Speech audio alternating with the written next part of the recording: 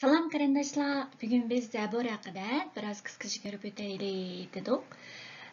Zabur kimni bo'lsa yoqtirib o'qiydigan, shundaqla Zaburdagi bir munojat bizning qalbimizdagi barliq o'y fikrlarimizni, xiyollarimizni, bizning ruhiy holatlarimizni, har bir ahvollarimizni shu qadar aniq va bizga nihoyat yaqin holatda, bizga nihoyat esdosh qiladigan shunday bir mazmun shunday xarakterida biz hammamiz yoqtirib o'qiydigan va shundaqla bizga hammamizga shu qadar tasalli bo'ladigan bir munojatlarning tarkibidir. Zabur hammamiz bilganimizdek jami 150 qismdan, ya'ni 150 munojatdan tarkib topadi. Undaq bo'lsa xo'sh, bu Zaburning 150 munojati shundaqla, ya'ni davriy xarakterdan, ya'ni masalanga u yerdan bir tal, bu yerdan bir munojat, u yerdan bir munojat hammasini yig'ib buni jami 150 munojat qilib, xuddi bir marjon tizgandek, u yerdan bir marjon terib akilib, bu yerdan bir marjon tizib akilib, bir tal butun bir marjonni tizib akaganda shunaqa tizilganmi? Yo'q, unaqa emas. Zaburdagi 150 munojat bir butunlik bir markaziy ideyani, ya'ni Xudoning bizga yetkazmoqchi bo'lgan bir muhim uchurini bizga yetkazib berish uchun va shundaqla bizga nihoyat bir ilohiy jihatdan bizga markaziy ideyani, targ'ib qilmoqchi bo'lgan bir markaziy ideyani, markaziy uchurni yetkazib berish uni asosiy markaz qilib turib tuzilgan 150 munojatdan tarkib topgan Zabur hisoblanadi. Undaq bo'lsa, Zaburning avtori, Zaburning yozuvchilari kimlar? Biz ko'pinchimiz Zaburda Davudning she'rlarini ko'proq uchirtimiz va ba'zan qarasak Asab yozgan kuy deganlar bor va ba'zan Musaning she'rlari bor degan va ba'zan Korah jamoatining tuzgan she'rlari degan o'xshash nurg'un she'rlardan tarkib topadi va ba'zan she'rlarning hatto buning avtorning kim ekanligi haqida hamda bir ma'lumot berilmagan she'rlar bor. Şunun o'xshash Zabur bo'lsa nurg'un avtorlarni, ya'ni Davudningmi, Musaningmi, Asafningmi, Korah jamoatiningmi degan o'xshash nurg'un avtorlardan tarkib topgan. Biroq bu Zaburdagi mushu munojatlar hammasi tuzilib bir butun, bir markaziy bir ideyani bizga yetkazib bergan bir butun Zabur munojat hisoblanadi. Undaq bo'lsa, Zaburning davriy xarakteri qanday hisoblanadi?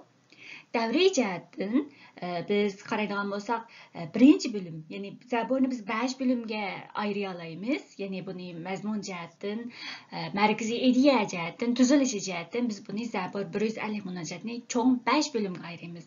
Ya'ni birinchi bo'lim bo'lsa, birinchi munojatdan 41 munojatgacha birinchi bo'lim. Ikkinchi bo'lim bo'lsa, 42 munojatdan 72 munojatgacha ikkinchi bo'lim. Uchinchi bo'lim bo'lsa, 73 munojatdan 89 munojatgacha uchinchi bo'lim hisoblanadi. Va 4-cü bölüm bo'lsa 90-cı munojatdan 106-cı munojatgacha 4-cü bölüm. 5-ci bölüm bo'lsa 107-ci munojatdan 150-ci munojatgacha 5-ci bölüm hisoblanadi. Biz davriy xarakterdan qaraydigan bo'lsak, 1-ci va 2-ci bölüm bo'lgan 1-ci munojatdan taki 72-ci munojatgacha qadar bo'lgan she'rlar, ya'ni Davud bilan Sulaymonning she'rlari, ya'ni Davud davri bilan Sulaymon davri, ya'ni podshohlik davri, Isroillarning Davud va Sulaymon podshoh davrlaridagi yozilgan munojatlardan tarkib topadi.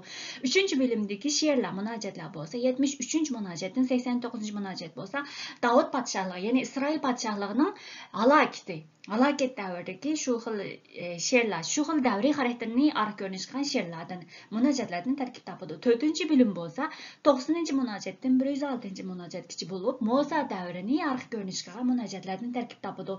5-cü bölüm bo'lsa, 107-ci munojatdan 150-ci munojat bo'lsa, surgunlik va suriylikdan qandaki davriy xarakterni, shu davriy aniq ko'rinishni asos qilib tuzilgan she'rlardan tarkib topgan bo'ldi. Undaq bo'lsa, bu she'rlar, ya'ni bu 5 bölümde biz ayrışımızdaki sebep nima? Ve bu 5 bölümning har bir bölümning markaziy nimalardan tarkib topgandir biz qarab boqaylik. Zaburni bilaklarga ayirish va tuzilganda biz nimaga asosan buni bilaklar ayrildik degan savolmi va shundaqla qanday bilaklar, qanday tuzilishlarni tarkib topgan degan narsalarni bizga qalbimizga keldi. Undaq bo'lsa, Zaburda oldi bilan bir butun kitobda muqaddima va tamom, ya'ni boshlanish qismi va buning ya'ni natija qismi. Shuningdan tarkib topgan o'xshash zaburmi muqaddima va tamom qismidan tarkib topgan bo'ldi. Ya'ni muqaddima qismi deganimiz zabur birinchi va ikkinchi munojatning muqaddima qismi deb aytadigan bo'ldi. Chunki bu birinchi va ikkinchi munojatning kim yozganligi haqida buningga alohida targ'ib ta'kidlab berilmagan bo'lib, avtorning kimligini, qaysi davrdami buni biz bilmaymiz. Buni mushu bir butun zaburni 150 munojatdan tashkil topgan zaburni tuzgan vaqtida birinchi va ikkinchi munojatni alohida zaburning bir butun zaburning muqaddima qismi qilib alohida tuzgan deb qarashga bo'ladi. Va shundaqla tamom qismi, ya'ni natija qismi bo'lsa 146 munojatdan 150 munojatlarga qadar, ya'ni Xudoga hamd sanolar bo'lsin. Hamd sanolar o'qiylik degan o'xshash Haleluya qismi. Ya'ni mushu qismini biz buning natija qismi, ya'ni tamom zaburning bir butun zaburning tamom qismi deb aytadigan bo'ldi. Chunki zaburdagi she'rlarni tuzgan vaqtimizda asosan xalqning ahvozarini, noli faryodlarini ifodalaydigan she'rlar, ya'ni janr jihatdan zaburda ahvozar, noli faryodni ifodalaydigan she'rlar va tashakkur va shukrlarni ifodalaydigan she'rlar va madihiya hamd sanolar o'qidigan she'rlar va buningda Xudoga bo'lgan ishonch, tayinish, umid kutilgan she'rlar va degan o'xshash nurg'un xarakterli, janr jihatdan nurg'un xarakterli she'rlarni tarkib topgan.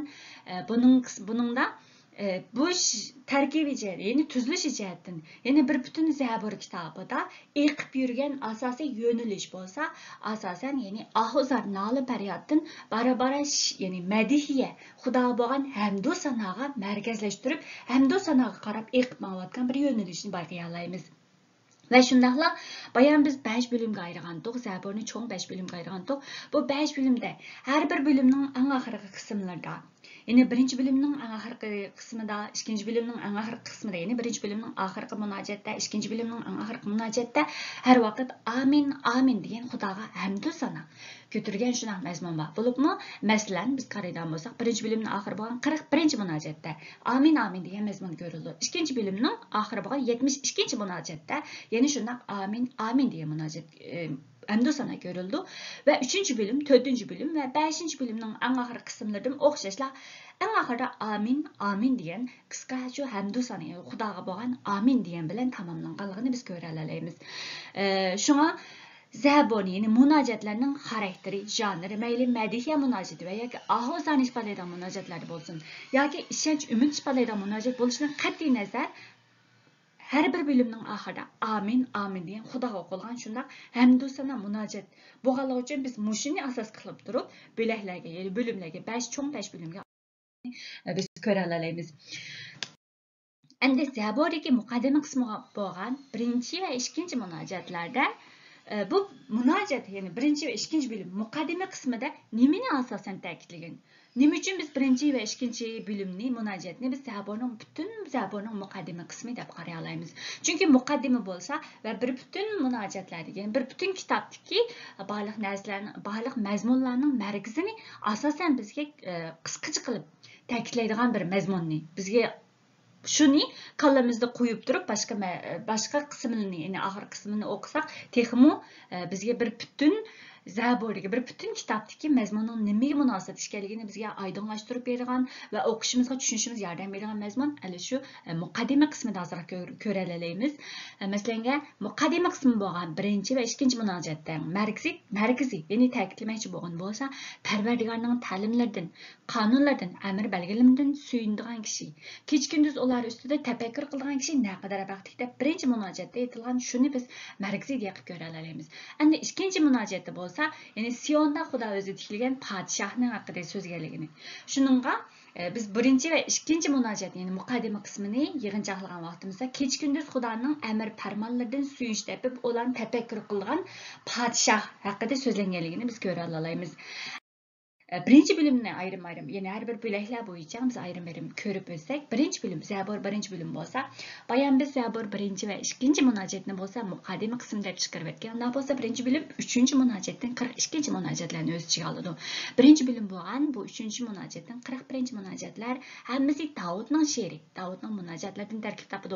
Birinci bölüm mazmundagi bizga yetkazmoqchi bo'lgan markaziy uchur bo'lsa, asosan zabur 19 münojatga mujassamlangan bo'lib, Xudoning әмір парманлары, тәлімлері, көрсәтмелері болмаса, hayatlıqını saqlash, hayatlıqqa erishishning mumkin emasligini targ'iblaydi. Ya'ni Xudoning amr farmonlari, ta'limlari bo'lsa, hayotlikning markazi degan narsani bizga targ'iblaydi. Degan narsani bizga yetkazadi.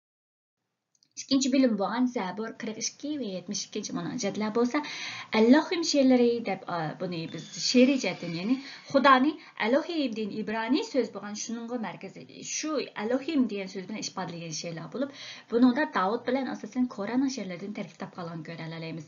İkinci bölümdə xarakter jihatdan shaxsning ahvozlari isbotlagan she'rlar bor va bir butun kollektivning ahvozlari isbotlagan she'rlardan tarkib topgan bo'lib, shaxs va bir butun kollektivning, ya'ni millat va davlatning xarakterli bir bütün kollektivlarning va shaxslarning o'xshashli kulpatlarini izohlab beradi. Ya'ni kulpatlarga uchragan shu kulpatlarni tasvirlab bergan she'rlar. Bunday kulpatlar qilishning bo'lsa sababini dal mushu bilimda ko'rsatib o'tadi.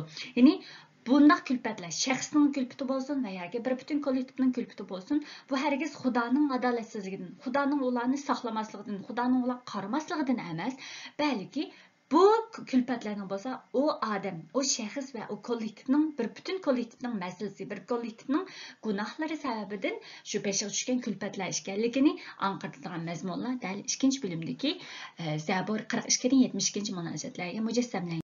Endi 3 bölüm Zabur 73 munojatdan 89 munojatlar bo'lsa, Asaf va Korahning she'rlaridan tarkib topadi.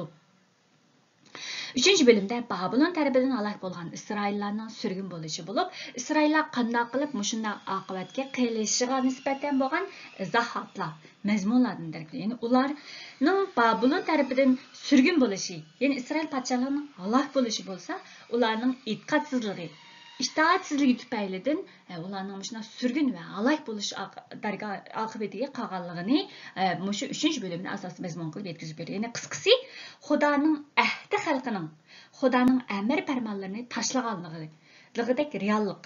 Xudoning amr farmonlarini tashlagandan keyin ularning halak bo'lgan, sürgülikdə qolgan mushuna kulpatlarni markaziy deya qilib.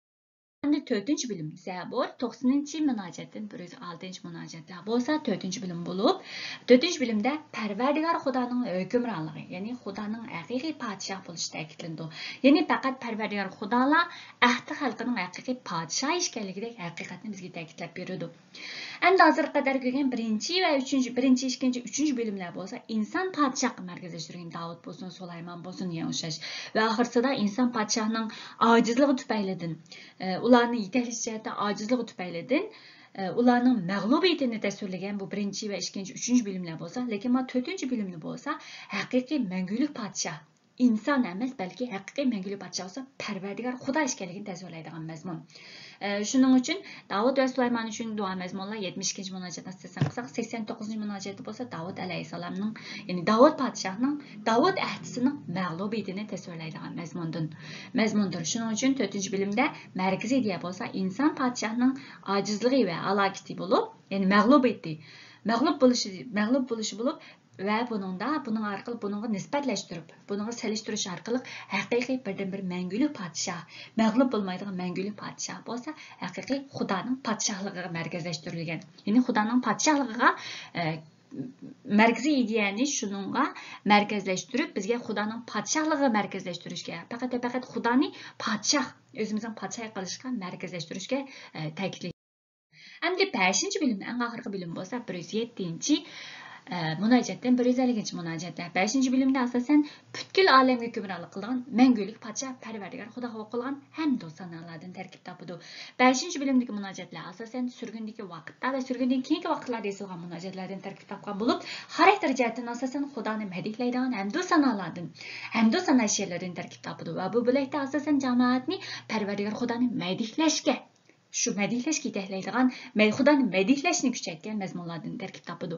Sürgünlükdən qaytgan İsrail jamoati Xudoning mangu o'zgarmas mehri shafqati, shafoatini madihlab, faqat Parvardigor Xudola mangu o'zgarmas tayanchimiz va yo'lanchimiz ekanligini tunib yetganligini ko'rib olgan mazmunlar dal 5 bölümdə ko'rib olgan mazmunlardir.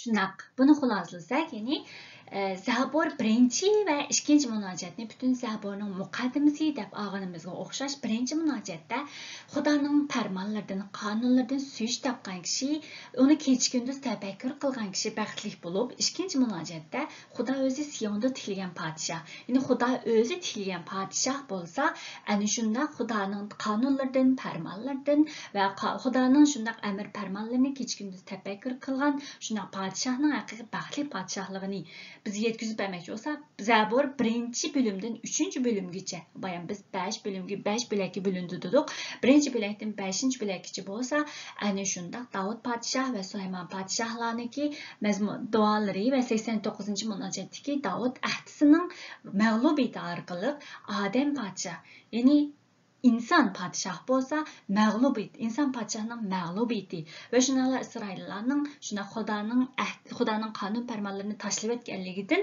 itoatsizligidan, itqotsizligidan bo'lgan mag'lubiyati uni keltirib chiqargan o'xshash 4 va 5 bo'limda bo'lsa, haqiqiy birdan bir podshoh bo'lsa, Parvardigor Xudoning mangu hayot, mangulik podshoh Parvardigor Xudo ekanligini va 5 eng oxirgi bo'lakda bo'lsa, Parvardigor ana shu mangu hayot podshoh Parvardigorni madihlash, hamdu sano keltirib, ana shu birdan bir mangu hayot Parvardigorning so'ziga tayinib, Parvardigor Xudoga yo'nilib, Parvardigor Xudoning so'zini va birinchi munojat bilan markazlashtirib, ya'ni buni bog'lasak, ana shu birdan bir mangu hayot Xudo Parvardigorning so'zidan suyish deb, uning farmonlarini, uning qonun so'zlaridan tafakkur, kecha kunduz tafakkur qilib, suyish tepish orqali Parvardigor Xudoga tayinganlar mangulik hayot, ya'ni Xudodan keladigan, Xudoning so'zidan keladigan hayotlikning, ya'ni shu hayotiy mavjudlikqa mağalaydigan, Xudodan hayotlikka erisha oladigan, Xudoning podshohligida Xudoning ahd xalqi bo'lib mağalaydigan baxtli kishi bo'lganligini bizga markaziy ideya qilib bizga yetkazib bermoqchi ekanligini biz ko'ra olamiz.